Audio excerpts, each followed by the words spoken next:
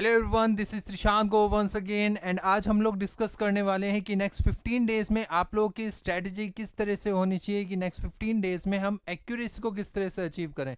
Students के साथ सबसे बड़ा प्रॉब्लम जो आ रहा है बेटा इस समय कि वो लोग बच्चे जो हैं 100 क्वेश्चन अटैम्प्ट कर लेते हैं, 90 क्वेश्चन अटैम्प्ट कर लेते हैं, लेकिन बच्चों के नंबर आ रहे हैं 60। 90 अटैम्प्ट पे 60 का मतलब है 30 क्वेश्चन, एटलीस्ट 25 क्वेश्चन गलत हो जाते हैं।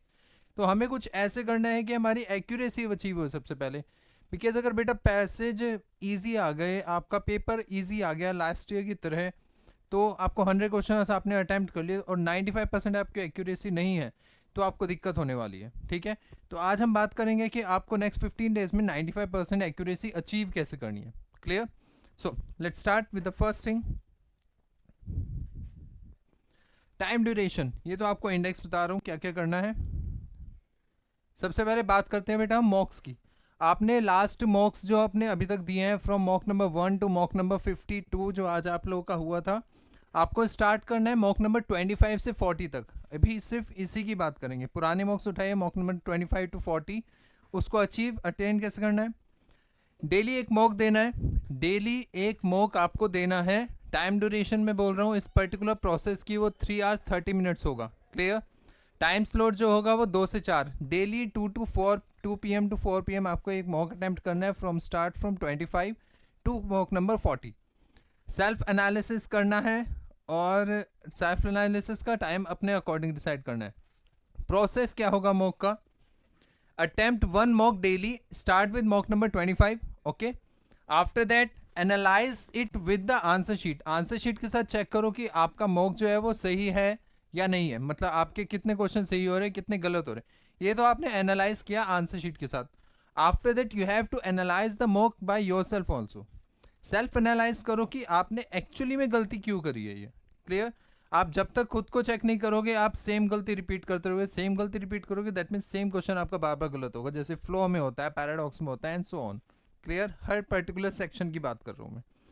अपार्ट फ्रॉम दिस, एनालाइज करना है खुद आंसर शीट से, उसके बाद सेल्फ एनालिसिस करना है अगेन कि आपने गलत आंसर क्यों अटेम्प्ट किया। गलत आंसर जब आप सीख जाओगे आपने कि इस पर्टिकुलर सेक्शन में कोई पर्टिकुलर रॉन्ग आंसर सेलेक्ट किया, तो आपको समझ में आएगा कि आप गलती कहाँ कर रहे हो। बार बार रिपीट नहीं करोगे, अपने जो गलती को एनालाइज कर लोगे और आपके लिए ईजी हो जाएगा नेक्स्ट टाइम वो क्वेश्चन सही करना। क्लियर? जो टाइम स्लॉट है मैंने आपको बोल दिया 2 PM टू 4 PM होना चाहिए। टोटल ड्यूरेशन इस प्रोसेस की 3 घंटा 30 minute. That means next 15 days तक आपको पर्टिकुलर एक मॉक में 3.5 घंटे देने हैं। 2 घंटे मॉक के एंड 1.5 घंटा उसको एनालाइज करने का, सेल्फ एनालाइज करने का। Clear? Apart from this, second accuracy की बात करते हैं। मैंने अभी स्टार्टिंग में बोला कि आपको 95% एक्यूरेसी अचीव करनी है। For that you have to attend legal reasoning 4 passages in 30 minutes. आपके पास एक टारगेट है कि आपको 4 पैसेज 30 मिनट में करने हैं, लीगल रीजनिंग के, क्रिटिकल रीजनिंग के एंड रीडिंग कॉम्प्रिहेंशन के। बट द कंडीशन इसकी, इसको कुछ इस तरीके से करना है कि आपकी एक्यूरेसी जो है 80 टू 90% रहे स्टार्टिंग में। क्लियर? इसलिए मैंने आधा घंटा दे दिया आपको, लीगल रीजनिंग में भी आधा घंटा 4 पैसेज के लिए। स्टूडेंट्स, ज़्यादा क्वेश्चन अटैम्प्ट करना आप लोगों के लिए इंपॉर्टेंट नहीं है। देखो, आप ज़्यादा क्वेश्चन अटैम्प्ट कर लोगे, एक्यूरेसी कम होगी, कोई फायदा नहीं है उसका। तो इट इज़ बेटर कि हम ज़्यादा क्वेश्चन पे फोकस ना करके अभी अपनी एक्यूरेसी पे फोकस रखें। एक बार आपकी एक्यूरेसी इंक्रीज हो गई, आपके क्वेश्चंस अपने आप इंक्रीज करना स्टार्ट कर सकते हो इन द लास्ट मंथ। तो अभी जो स्ट्रेटेजी है वो नेक्स्ट 15 डेज के लिए खाली। Clear? Legal reasoning 4 passage 30 minutes, critical reasoning 4 passage 30 minutes and for the reading comprehension same 4 passages for 30 minutes. Each day improve accuracy till it reaches the 95%। जब तक ये 95% रीच ना हो जाए, 95% तक पहुंच ना जाए, तब तक इसको रिग्रेसली कंसिस्टेंटली फॉलो कीजिए। क्लियर है? Apart from this, the next section, QT. आप लोगों में से बहुत सारे बच्चे ऐसे हैं जो आप क्यूटी को बिल्कुल अवॉइड करके चलते हैं। कुछ बच्चे ऐसे हैं जो उस तक पहुंच ही नहीं पाते टाइम लिमिट की वजह से। तो आपको डेली एटलीस्ट क्यूटी के को 2 घंटे देने हैं। 2 घंटा आपको डेली क्यूटी मतलब मैथ्स को सॉल्व करना है। अब सॉल्व क्या करना है? Practice caselets as much as possible. जितनी ज़्यादा से ज़्यादा केसलेट्स सॉल्व कर सकते हैं डेली, उन केसलेट्स को सॉल्व कीजिए, क्योंकि आपके एग्जाम में केसलेट ही आने वाला है। बेसिक आपने अब तक पढ़ लिया होगा, पिछले 5-6 महीने में आप बेसिक को कवर करते आ रहे हो, तो अभी बेसिक का टाइम नहीं है। अभी आपको केसलेट्स पढ़ने हो, जितनी ज़्यादा से ज़्यादा हो सके उतनी ज़्यादा से ज़्यादा।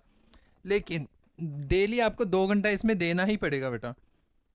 आप ये मान के चलिए अगर आप डेली क्यूटी को 2 घंटे नहीं दे रहे हैं तो एग्ज़ाम में 12 नहीं कह रहा, 6 से 8 नंबर स्कोर करना मुश्किल हो जाएगा आप लोगों के लिए। और क्यूटी के अंदर 6 से 8 नंबर लाना आप लोगों के लिए बहुत ज़्यादा इंपॉर्टेंट है। नेक्स्ट सेक्शन जीके, सबसे इंपॉर्टेंट सेक्शन। जीके में 28 क्वेश्चन आते हैं और बच्चों के कभी कभी तो 10 नंबर आते हैं, कभी कभी 5 नंबर, किसी किसी के 15-16 नंबर आते हैं, लेकिन 28 नंबर किसी के नहीं आते। लेकिन हमें तो 28 नंबर चाहिए। अगर 28 नहीं चाहिए तो कम से कम 22 से 24 नंबर तो चाहिए जीके में, अगर हमें एक टॉप एनएलयूज में जाना है। ठीक है, उसको अचीव करना कैसे है? आपके पास बेटा क्लैट एक्सप्रेस आती है, हर महीने के एंड में एक क्लैट एक्सप्रेस आपको मिलती है, राइट? आपको अपनी क्लैट एक्सप्रेस उठानी है जून से लेके अक्टूबर तक की, that mean last 5 months, exam से पिछले 5 महीने, नवंबर से पहले 5 महीने, जून से लेके अक्टूबर तक की क्लैट एक्सप्रेस उठाइए। और उन सभी क्लैट एक्सप्रेस में से किसी भी एक क्लैट एक्सप्रेस को उठा लो, लाइक अपने जून की क्लैट एक्सप्रेस उठाई, उसके 8 टॉपिक्स जो हैं डेली रिवाइज करने हैं। हर क्लैट एक्सप्रेस में से कोई सी भी क्लैट एक्सप्रेस उठाओ, उसके 8 टॉपिक डेली पढ़ने हैं। ठीक है, एंड वीकेंड जब होगा, वीकेंड जब आएगा, दैट मीन सैटरडे या संडे, तो पूरे हफ्ते में आपने जिस क्लैट एक्सप्रेस से 8-8 करके 48 टॉपिक्स पढ़े हैं, इन सारे टॉपिक्स को वीकेंड पे रिवाइज करना है। Clear? You have to revise it. अगर आप ऐसे नहीं कर रहे हो रिग्रेसली बेटा, तो ट्रस्ट मी आपके लिए एक्यूरेसी मेंटेन करना मुश्किल होगा। ठीक है, जीके में ज़्यादा से ज़्यादा क्वेश्चन अटैम्प्ट करना, आई नो कि थोड़ा फुलिशनेस होता है, बट जब तक आपको नॉलेज नहीं होगी वो फुलिश ही रहेगा। नॉलेज गेन कीजिए, ज़्यादा क्वेश्चन अटैम्प्ट कीजिए और ज़्यादा क्वेश्चन आपके सही होंगे। Clear? Apart from this, apart from CLAT express, GK में आपको और भी बहुत कुछ करना पड़ता है, जैसे कि क्लास नोट्स। आप लोगों को क्लास नोट्स मिलते हैं यहाँ से, जो आपके टीचर्स क्लास में पढ़ाते हैं, अदरवाइज आपको जो ऑनलाइन यहाँ से स्टडी मैट मिलता है क्लास नोट्स के रूप में। आपको वो class notes, self prepared notes हो चाहे क्लास नोट्स हो, इनको रिवाइज करना है हर सैटरडे संडे। अब देखो डेली के डेली आप क्लास नोट्स रिवाइज करोगे तो उसमें तो बहुत टाइम लग जाना है। क्लियर? जी के आपके 5-6 घंटे ले जाएगी, नहीं 5-6 घंटे तो है ही नहीं आपके पास डेली जीके को देने के लिए।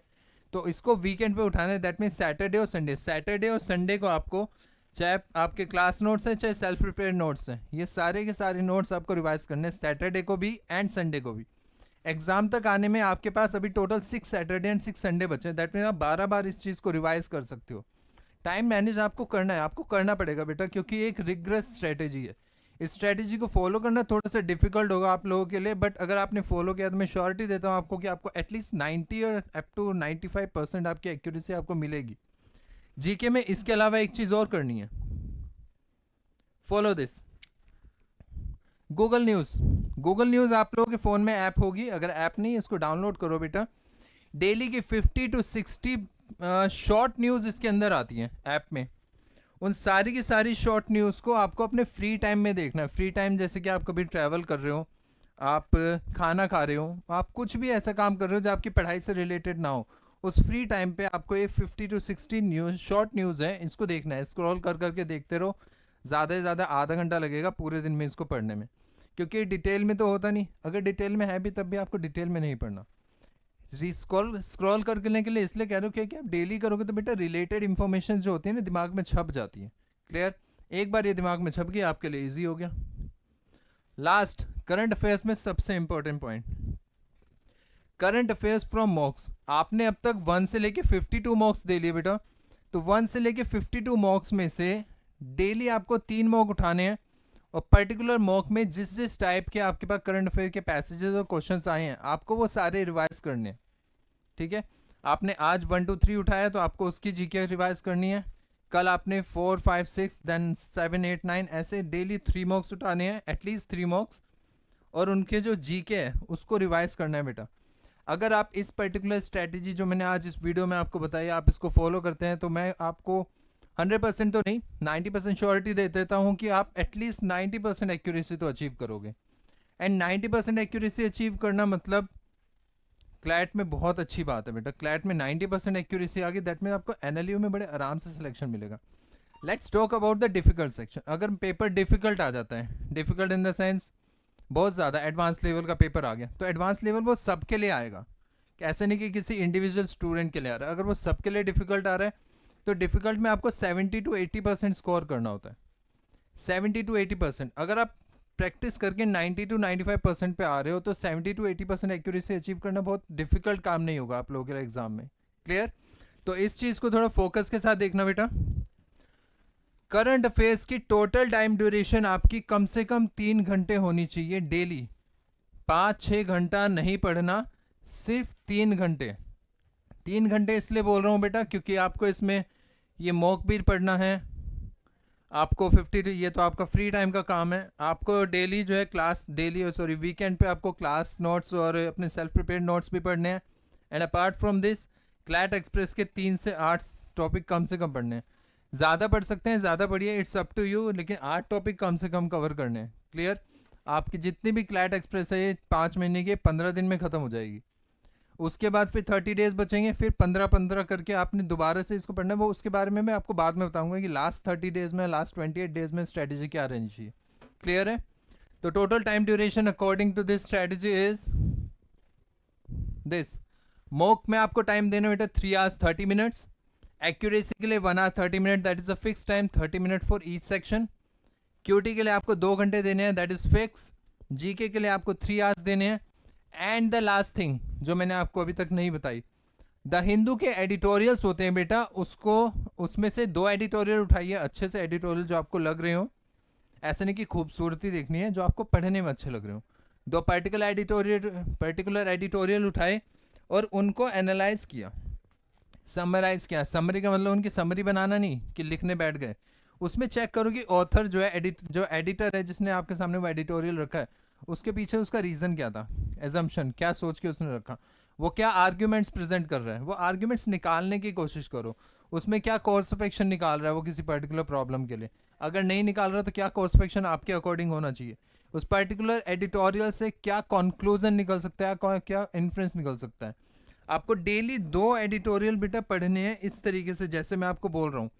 इससे आपका फोकस इंक्रीज होगा। सबसे पहले अगर आपका फोकस इंक्रीज हो रहा है बेटा रीडिंग के अंदर, तो समझ लीजिए आरसी और सीआर में नंबर लाना डिफिकल्ट नहीं होगा। लेकिन अगर आपका फोकस इंक्रीज नहीं हो रहा, दैट मीन्स आरसी और सीआर में नंबर गेन करना मुश्किल होता है फिर। क्लियर? तो for focus this is the Hindu editorial, and for the rest of the part आपके पास इतना सेक्शन है। क्लियर?